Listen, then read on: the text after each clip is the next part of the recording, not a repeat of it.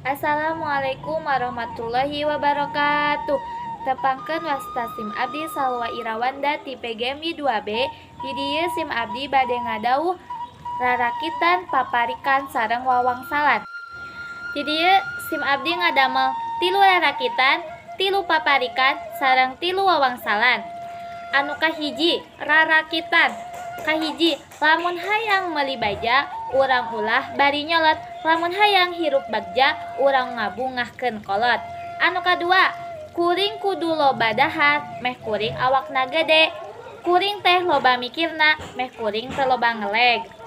Anu katilu, kudu ngabungahkeun diri, jeung kudu loba istighfar. Kudu loba pisan seuri, jeung kudu loba ngadoa. 3 paparikan. Anu kahiji, urang boga HP anyar jeung boga oge casingna. Hirup ulah loba gaya, bisi meunangkeun bahaya. Anu kadua, meuli dahareun ka pasar, henteu poho meuli daging. Kahirupan lain dunya, mikir oge zaman akhir.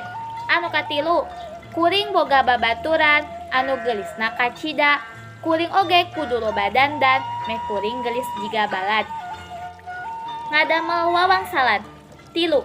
Anu kahiji nyaeta kaluarna henteu kahaja, anu sorana tatitut, wangsalna hitut. Anu kadua, ditinggalna meuni endah, sok dientreupan ku kumbang, wangsalna kembang. Anu katilu, dipakena dina beuheung, di tengah-tengah ngagulung, wangsalna kalung.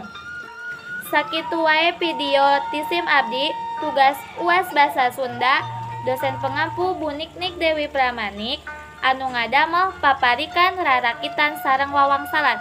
Sata acana hatur nuhun. Wassalamualaikum warahmatullahi wabarakatuh.